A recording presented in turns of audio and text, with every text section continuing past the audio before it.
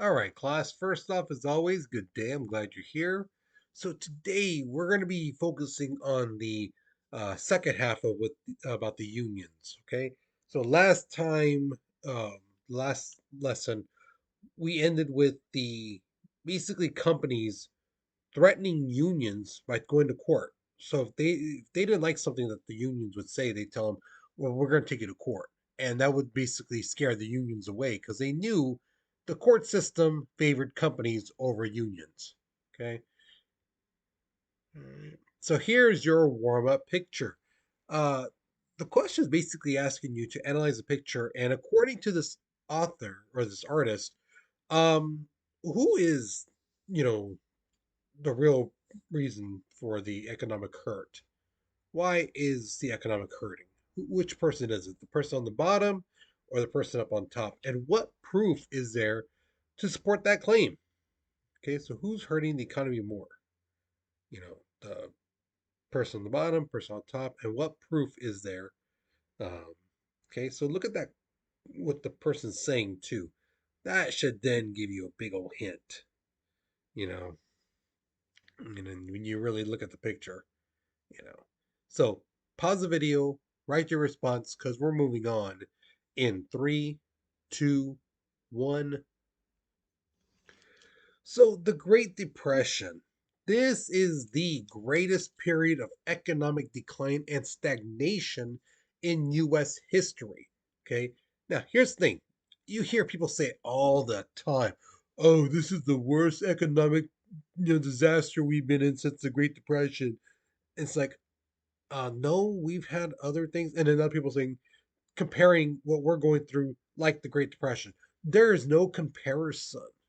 Okay. Just to give you an idea, from October 1929 until 1933, almost 4 years, the stock market just constantly went down.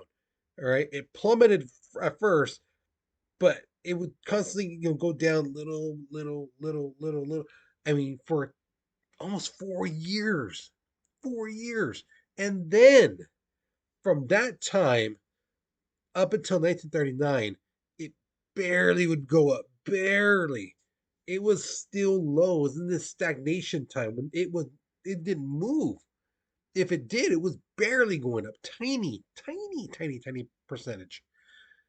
So in total, basically for the time the stock market started to decline until it got back to where it was before, it was 10 years. So when people talk about that kind of stuff, you know, they're just trying to get that earpiece, trying to get people scared, like, oh my God, the Great Depression, when they have no idea what the hell they're talking about. Really, they don't. Okay. Another big thing too, which I hear quite a bit of time, is people when they talk about that time is like, oh well, it says 1 in 4 people couldn't work. They couldn't find a job. They could probably find a job. No, no, there were no jobs. It's not that these guys weren't looking for a job. They wanted a job. They really wanted a job, but nobody was hiring. Nobody really could. Instead of a factory having 50 people, they would have it running with only 5 or 10 max, you know. And those who had a job, their pay went from up here to down low. Uh, One thing I was reading was about how the percentage drop was 91%. Just to give you an idea of that, if you make $15 an hour right now at your job and to times it by 0.09, so what you would be making, you'd be basically making $1.35 an hour.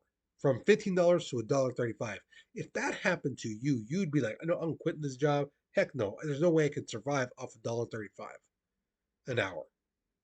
That's what those guys felt like. It's like, there's no way I could survive. But they realize I need to keep this job or else I get nothing. So $1.35 is better than nothing, you know.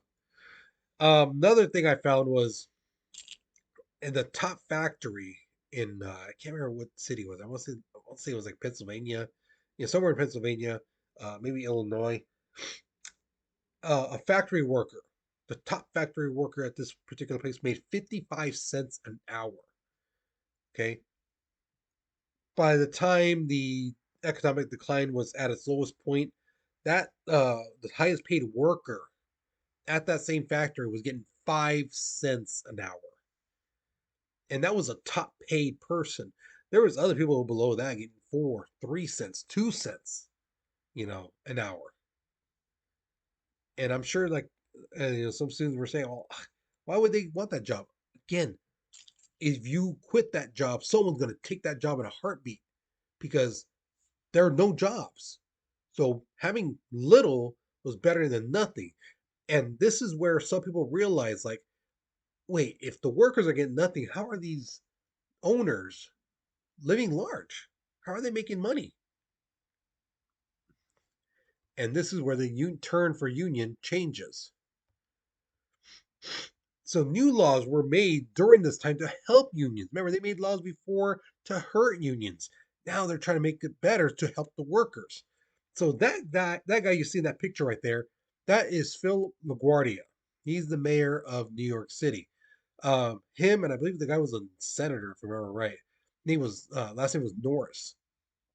They created this law in 1932 to prevent federal courts from issuing rulings against unions that engaged in peaceful strikes, picketing, and or boycotts. Because again, anytime they did this kind of stuff, oh, taking you to court, and things like that. So now they're like, you know what? No, the companies should not be able to do this. Scare the unions like that. Scare the workers like that. So basically, that the workers have no choice but to continue working in bad conditions, bad pay, things like that.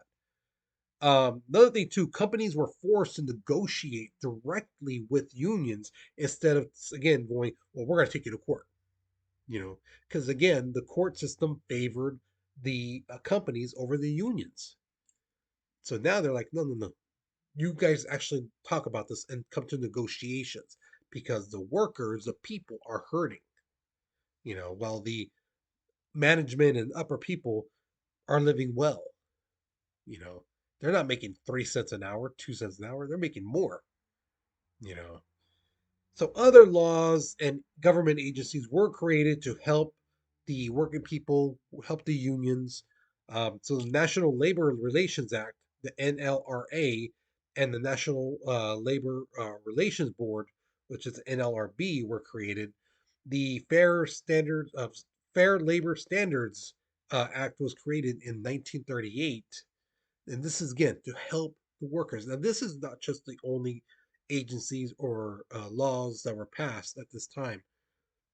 There was more, but again, this is what was needed because they figured, do millionaires and billionaire people really help the economy? No, they don't. It's the average Joe, the average person. We make the economy run, not these millionaires, not these billionaires. You know, you and I, we make the economy run. Okay. Now here's the sad thing. So after the Great Depression, the United States goes into World War II. This really helps us get out of the Great Depression, some of that. During the World War II era, yeah, people are still liking unions and things like that. But once World War II ends and this whole Cold War against communists starts to happen, these people who hate unions and these factory owners and things like that, they see a way to kind of scare people and tell them, oh my God, guess what? These unions are ran by communists. Ooh, and you're associated with them? Ooh, you support them? Oh, you must not be a real American because real Americans don't like communists. So they kind of use that narrative to get people going, oh, yeah, no, no, I'm not part of them. I don't support them. You know, uh, whereas some people who were part of the union realized, like, yeah, they're not communists. You know, these are people looking out for American workers. So, no. So, this is a fun little fact. In 1946, because a lot of people were coming back from the war and things like that, and they realized, you know what? No, they're trying to treat us like it was back in the day. No, we're not taking this crap. We're going better pay, better working conditions, better hours. So there was a lot of strikes going on that year. And in total, if you took all the people who were on strike, you took however many days they were on strike, 30 days, 80 days, 90 days, 140 days, and you add up all those days, you would basically have 116 million work days in just one year. All the Americans who went on strike. That's a lot. I even did the math for you guys to break it down. That's equivalent to 317,808 years, 2 months, and 19 days. That's a lot. Now, the thing is, when we get into the 50s, again, the Red Scare really starts to pump up, and people are like, oh, these communists, labor unions, they're doing all this stuff, la la la, they're hurting management, they're hurting Americans, hurting American businesses, and all. So it's like, no, But again, the tide turns to where management is no longer the bad guy; they're seen as the victims. Oh, these factory owners, are they supposed to make a living in America? They're following the American dream. It's like, well, yeah, the workers who actually do the hard work, who should be making a livable, getting a livable salary, they're not. You know, so again, the tide turns because Americans are not, you know, so they end up changing their things and laws and acts. So the Labor Management Relations Act is made. It puts limits to what unions can do when there's a dispute between labor and management. And now employers have the right to sue unions for making unions membership requirement to be hired. Okay. Now I'm sure some of you guys are like, well, what's this got to do with us? Things like that. That happened back then. Well, here's the thing. If that law, like I just mentioned, still applies to this day, it's known as a right to work law. It's where a state law makes it illegal to force workers to join a union as a condition of employment. Now, if I remember right, we are a state without this law. So that means workers may have to join a union in order to be hired. They might tell you like, hey, if you're applying for a job, they're like, oh, hey, we are union, so you have like 30 days to sign up for the union. You got to pay your dues and all that stuff. Um, but if you don't sign up in 30 days, we're going to have to let you go. And then you have to do the whole process all over again. But here's the thing, we might not hire you because we gave you a chance. You didn't do it for whatever reason. You didn't sign up.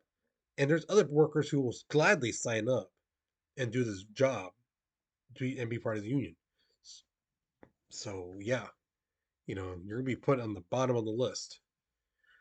Now, states with this law, new workers are given the option. They tell you, hey, um, we do have a union. You don't have to join if you don't want to. But you also don't get, this is the thing they don't really tell you. You don't get the perks if you don't join the union. There are several things that the union does fight for that goes for all workers, like higher pay and things like that. But there's other conditions that they might fight for that you won't get. And you might be like, well, how come this worker is getting this stuff and I'm not? Well, because they're part of the union. Their union fought for their members to have this. And if you try to join in, like, oh, well, I want to join in now. Well, guess what? You can't get those benefits because you joined after the fact. Was all for people who were part of the union before. They get all that stuff. So now in the future, if you join in now, whatever's in the future, they fight for and you get a part of it now. But everything that was in the past, you don't get. Okay. Wage determination. This is a pretty interesting one. It's a standard amount of pay given to for work performed. This is why I say when you join up at a fast food places, stuff like that, they're gonna pay you minimum wage because anyone there can flip the burger, make a tostada or whatever maybe, put the fries in the oil, you know. So that's why they pay basically all those workers the same. Now rates usually differ. from one job to another.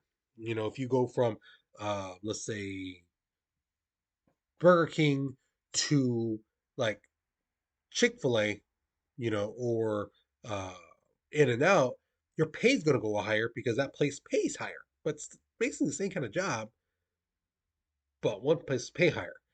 And sometimes they differ within even the same exact job. So a great example of this is like teachers. Um, we're not all paid the same, nowhere near. Okay, so like PE teachers and history teachers, we're paid at the bottom. We're at the bottom of the totem pole. Same thing with like the art teacher, things like that. We're paid low. Whereas English, math, science teachers, they're paid up here. Now, another thing that comes into consideration, experience. I've been doing this job for 16 years, so my pay will be a little bit higher as opposed to somebody who's just starting, you know. Now, somebody in class asked me, well, do you get paid? Let's say how a math teacher gets paid higher than you because your history. Well, with your experience, would you be paid the same or less than somebody who's just starting?